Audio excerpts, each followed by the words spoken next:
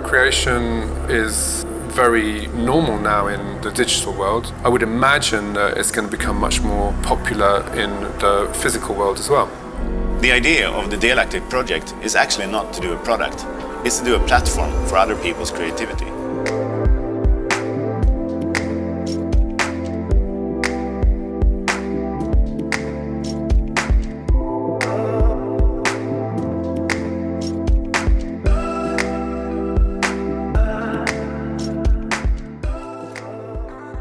I think it's really empowering to be taken so seriously, I think, as a student designer by a company like IKEA.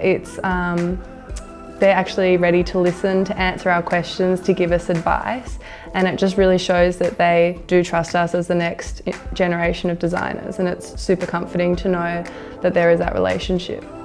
For them, it's a huge potential to see their work considered by brands like IKEA and puts their work not just in the local community but considered overseas as well.